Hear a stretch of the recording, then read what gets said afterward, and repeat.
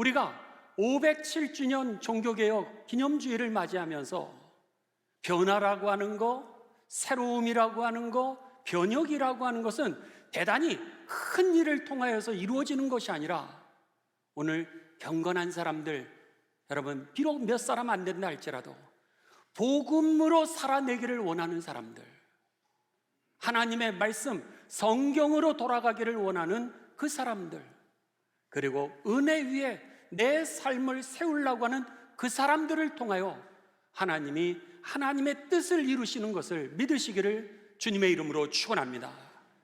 우리는 늘 큰 것들을 생각합니다. 내가 그래서 뭘 할 수 있을까? 염려하지 마십시오. 나는 작지만 하나님은 크십니다. 할렐루야. 나는 실패할 수 있습니다. 그러나 하나님은 절대로 실패하지 않음을 믿으시기를 주님의 이름으로 축원합니다. 더 나아가서 오늘 그 변화라고 하는 것은 우리들이 늘 생각할 때 어떤 도구나 제도나 환경을 통하여서 어떤 큰 사람을 통하여서 이룰 것이라 이렇게 기대하는데, 종교개혁은 그렇게 이루어졌던 것이 아니라 나로부터 내가 변하면, 내가 복음으로 돌아오면, 내가 하나님의 말씀 위에 서면, 내가 하나님의 은혜 안에 서게 되면 나를 통하여 우리의 가정이 살아나게 되고, 그리고 만나는 사람들이 변화가 되고, 우리가 일하는 직장이 변화가 되고, 우리가 서 있는 이 민족이 그리고 땅끝까지 이르러 하나님의 나라가 증거되는 역사가 일어나게 될 것을 여러분 또한 믿으시기를 주님의 이름으로 축원합니다. 우리는 늘 다른 사람 얘기를 합니다. 우리는 늘 제도 얘기를 하고 늘 환경 얘기를 하는데 507년 전에 종교개혁의 운동은 나로부터 내가 오늘 복음으로 돌아가자고 했을 때, 우리가 하나님의 말씀대로 살아가자고 몸부림을 치는 것을 통하여서 종교개혁이 이루어졌다라고 하는 겁니다. 여러분, 종교개혁은요 2가지 질문을 하였습니다. 95개 조항으로 이제 성경에 이렇게 되어 있는데 오늘 우리들이 이렇게 살아야 되지 않겠습니까? 라고 95개 조항으로 물어봤지만은 사실은 이 95개의 질문이 딱 2가지의 질문으로 요약될 수 있다라고 하는 겁니다. 첫째는 누가 우리를 죄에서 구원할 수 있는 겁니까? 라고 하는 겁니다. 누가 우리를 죄에서 구원해 주실 수 있습니까? 두 번째 질문은 어떻게 우리의 죄를 사해 주실 수 있습니까? 어떻게 우리의 죄가 사함을 받을 수 있는지, 누가 우리를 죄에서 구원해 줄 수 있는지, 누구와 그 방법에 대한 질문이 바로 95개 조항의 질문이었다라고 하는 겁니다. 그 질문에 대한 대답이 바로 오늘 본문 말씀 로마서 1장 16절에서 17절입니다. 그래서는 종교개혁의 핵심 성경은 로마서였고, 로마서 안에 핵심 성경 기절은 바로 로마서 1장 17절에서 18절로 이 두 기절을 통하여 95개 조항의 그 문제들의 해답을 제시하고 있었다라고 하는 겁니다. 그렇다면 우리가 다 같이 종교개혁의 첫 번째 질문, 누가 우리를 죄에서 구원할 수 있습니까? 이것에 대하여 성경 말씀을 하나하나 보도록 하겠습니다. 16절입니다. 내가 복음을 부끄러워하지 아니하노니 이 복음은 모든 믿는 자에게 구원을 주시는 하나님의 능력이 됨이라. 먼저는 유대인에게요 그리고 헬라인에게로다. 아멘. 여기 보시면 바울이 이렇게 얘기합니다. 내가 복음을 부끄러워하지 아니하노니, 그러면서 이 복음이 무엇인지를 이제 이 앞에서 이야기하게 되는데, 아무튼 이 복음이라고 하는 건 좋은 소식, 복된 소식 아니겠습니까? 굿뉴스라고 하는 뜻입니다. 이 좋은 소식이 우리들로 내가 부끄러워하지 않는데, 그 이유는 이 좋은 소식, 복음이라고 하는 것이 모든 믿는 사람들에게 구원을 가져다 주시는 능력이라는 거예요. 모든 사람을 다 구원한다는 거예요. 그런데 어떤 사람들이냐? 유대인이나 헬라인이나, 이것은 모든 사람들을 얘기하는 겁니다. 마치 제가 군인이었을 때는, 여러분, 세상은 두 종류의 사람이 있다고 그러지 않습니까? 군인 아니면 민간인, 이렇게 되는 겁니다. 군인 아니면 민간인, 우리나라 사람 아니면 다른 나라 사람, 이렇게 하는 것처럼 유대인과 이방인을 표현할 때 이렇게 오늘 유대인과 헬라인이라고 표현을 했던 겁니다. 부자든 상관이 없습니다. 가난하든 상관없다는 거예요. 그 사람이 몸이 아프든 건강하든 상관이 없다는 거예요.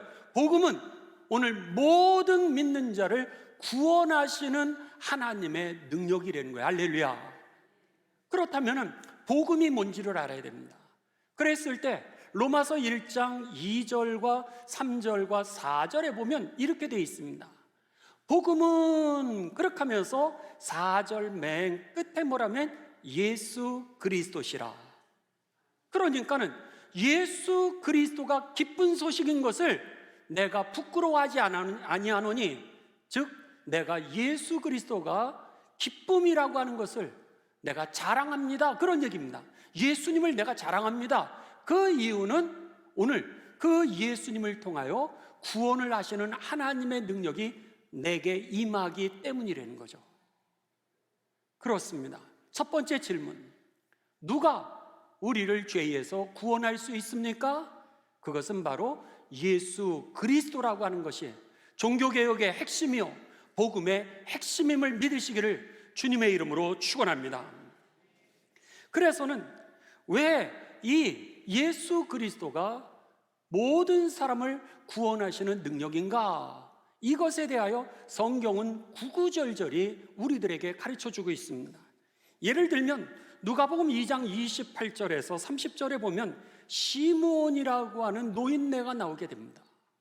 그랬는데 성경은 그에 대해서 뭐라고 기록하고 있냐면, 예루살렘에 시므온이라고 하는 사람이 있는데 이스라엘의 위로를 기다리는 자라 그랬습니다. 어떤 이유인지는 모르겠습니다. 그렇지만 위로를 기다리는 노인네라는 거예요. 그러면 위로를 기다린다라고 하는 것은 그의 형편에 뭔가 한이 있다라고 하는 거 아니겠습니까? 어떤 상처가 있을 수도 있고요, 어떤 억울함이 있을 수도 있고, 그에게 눈물이 있는 그런 삶일 수도 있을 겁니다. 그러면서 내가 이대로는 죽을 수 없다라고 하는 그런 분노를 가지고 있는 사람일 수도 있는, 그래서 성경은 뭐라 그러면 이스라엘의 위로를 기다리고 있는 그런 삶이었다는 거예요. 그런데 예수님의 아버지 어머니가 이제 정결 예식을 위하여 그 어린 아기를 데리고서 성전에 오게 됩니다. 그랬는데 그날 이 시므온이 성전에 나가 있었는데 딱 보니까 어느 엄마 아빠가 아기를 데리고 오거든요. 그랬는데 그러면서 아이고 예뻐라, 그렇게 하고 아마 안을 수도 있었을 겁니다. 마치 오늘 남궁진 집사님 가정에 우리 소리가 태어났어요. 그리고 교회를 왔다고 생각을 해보십시오. 제가 아이고 마 그러면서 너무 예쁘네요, 그렇게 하고는 그 아기를 안을지 않겠습니까? 시므온이라고 하는 나이든 이 노인도 그랬던 거예요. 근데 그 아이를 안는데 성경에 보면 그가 이렇게 이야기를 합니다. 누가복음 2장 28절에서 32절에 보면 시므온이 아이를 안고 하나님을 찬송하여 이르되, 주님, 이제는 말씀하신 대로 종을 평안히 놓아 주시는도다. 무슨 얘기죠? 주님, 이제는 죽어도 여한이 없습니다. 그의 한이, 어느 누구도 일생 동안 풀어지지 못했던 그의 상처 속에서, 그리고 해결되지 않는 분노와 그리고 그 환경 속에서 예수님을 안는 그 순간에 그가 자유하고 해방하였다라고 하는 겁니다.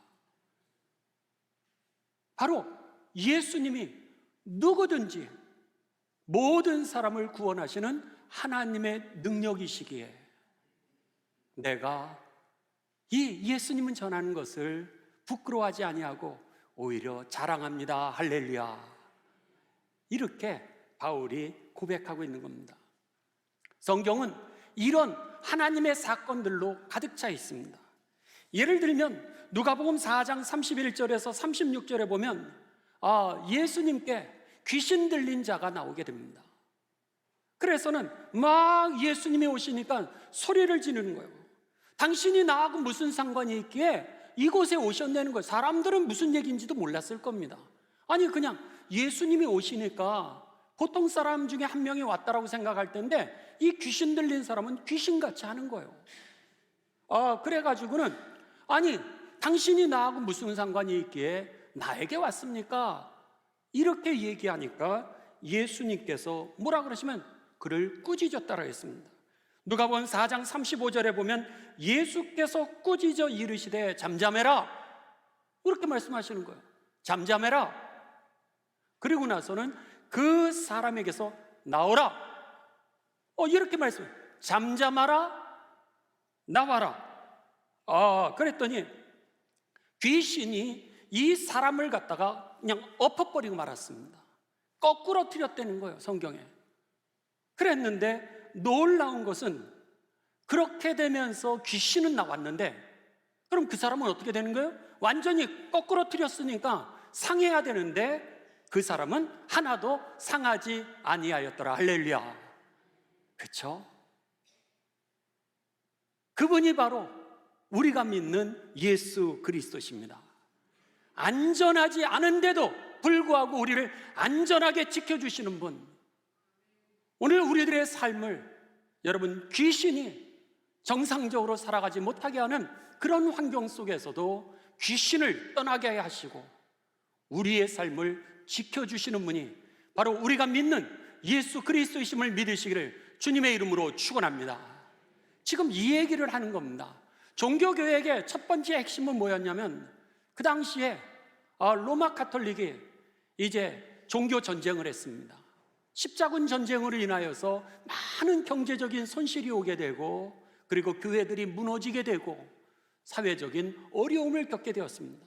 그렇게 되자 로마 가톨릭이 이것을 만회하고 회복시키기 위하여서 이제 이 면죄부 여기에는 여러분들 이것을 사시면은 산 만큼 여러분들의 죄가 용서함 받고 그리고 예수님을 믿지 않았던 사람들까지도 많이 사면은 그 사람들이 죄 사함을 받아서 지옥에서 천국 가고 그리고 우리들이 천국에서 상급을 더 많이 받게 될 거라고 하는 그렇게 교회가 타락한 모습으로 사람들에게 면죄부를 판매하고 있었습니다.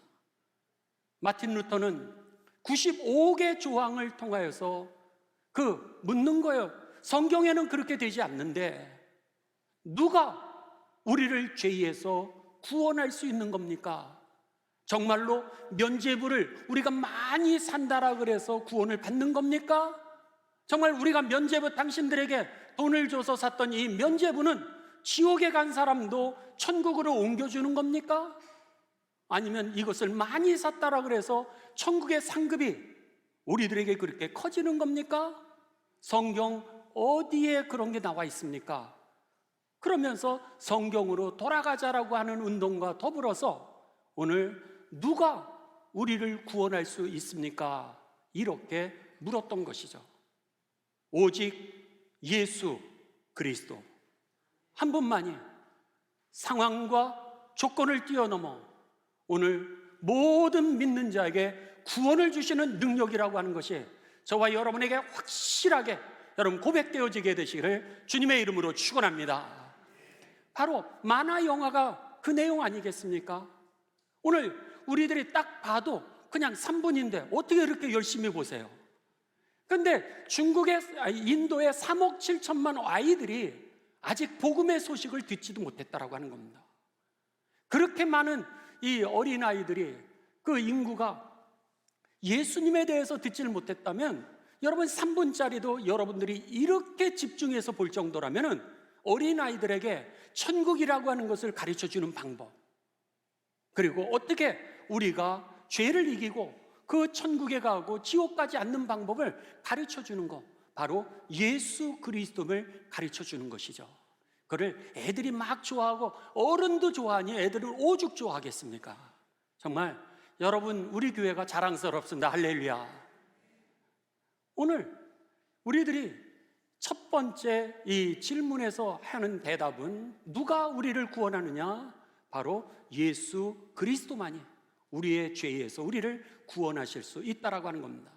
마지막으로 여러분, 두 번째 질문입니다. 두 번째 질문, 어떻게 그렇다면은 우리의 죄의 문제가 해결되는 겁니까? 예수님이 우리를 구원하신다면 예수님이 어떻게 내 안에 죄의 문제를 해결해 주시고, 그리고 우리가 구원에 이르러 생명 영생을 얻고 천국에 들어갈 수 있는 겁니까? 라고 하는 질문이었던 겁니다. 이것에 대한 대답이 로마서 1장 17절입니다. 자, 17절 우리 다 같이 여러분 봉독하십니다. 시작. 복음에는 하나님의 의가 나타나서 믿음으로 믿음에 이르게 하나니 기록된 바 오직 의인은 믿음으로 말미암아 살리라 함과 같으니라. 아멘. 복음에는 예수 그리스도에게는 하나님의 의가 나타나서, 의, justice 혹은 righteousness, 오늘 하나님 앞에 나를 바로 쓰게 하는 능력이 나오게 된다는 거예요. 그게 뭐예요? 죄 사함의 능력이죠. 그러니까 죄 때문에 우리가 하나님 앞에 바로 서질 못하는데 예수 그리스도를 통하여 죄를 사해 주는 권세가 임하게 된다는 거예요. 그리고 나서 믿음으로 인하여 그것을 받아들임으로 인하여서 믿음에 이르게 하나니 구원에 이르게 한다는 거예요. 믿는 자가 구원에 이르게 하시는 하나님의 능력이었던 것이죠. 그래서 여러분, 오늘 누구든지 오늘 저를 믿는 자마다 망하지 않고, 그에게는 뭐예요? 죄의 문제가 해결이 된 거예요. 그 다음에 믿음에 이르게 하나니 영생에 이르느니라. 할렐루야.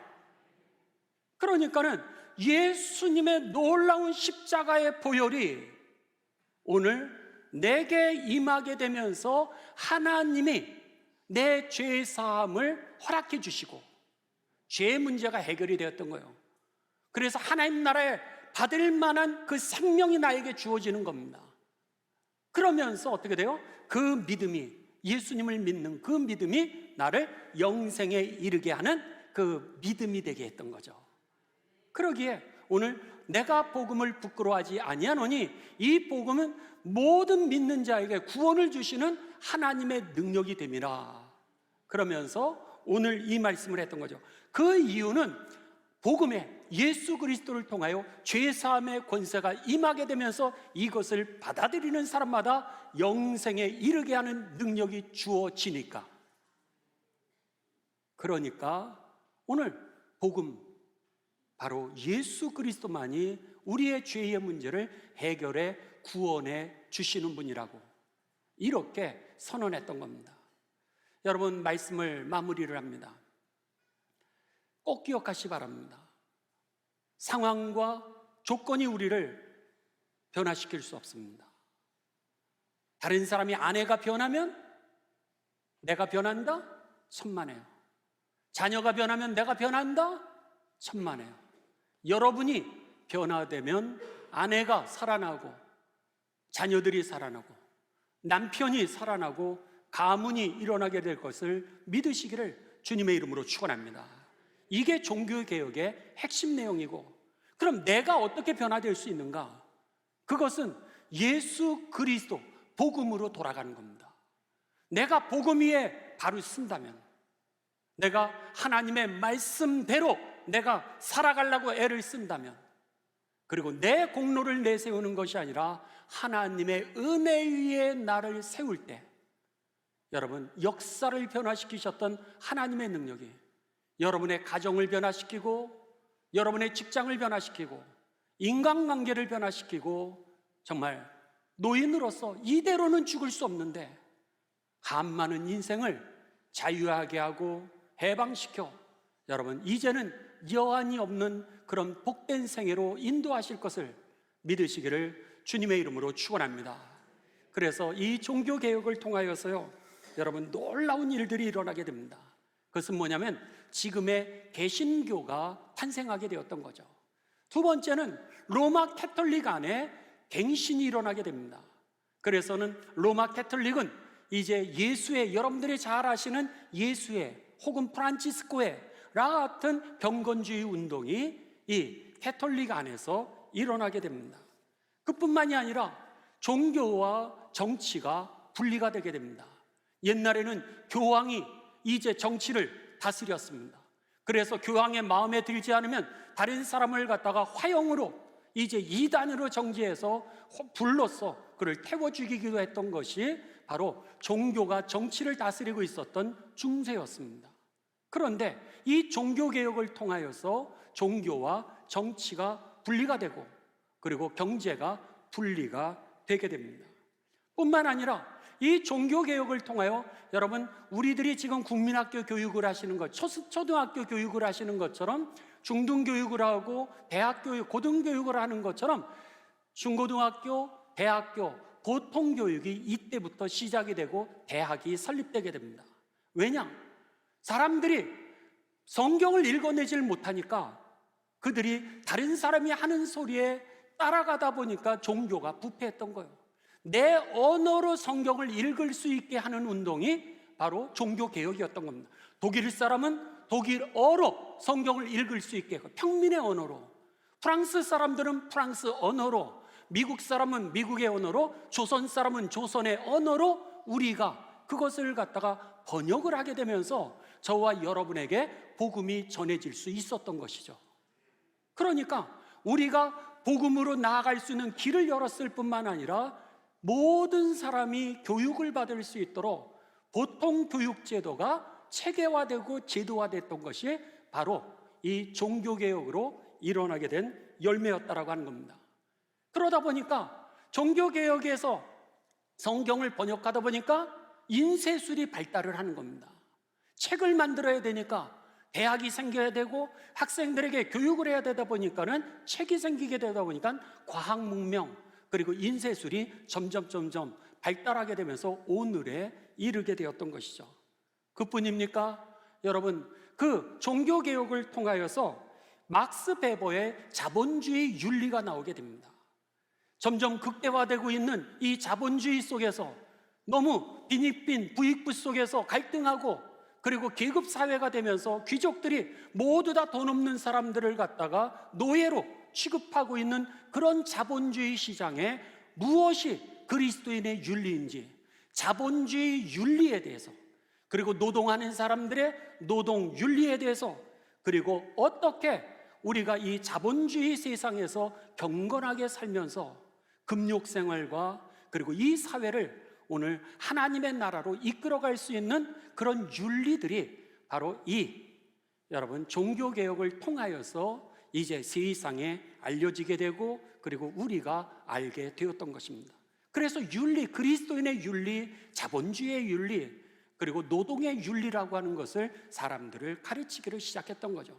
그전에는요, 인권이 어디 있습니까? 여러분, 다 노예죠. 여러분, 우리가 양반으로 태어나지 않으면 다 노예 아니겠습니까? 지금의 인도의 카스트 제도가 너는 원래 노예로 천한 사람으로 태어났으니까 너는 인생 그렇게 살아가야 하는 거야, 당연한 거야, 이렇게 만드는 것이 자본주의라고 하는 겁니다.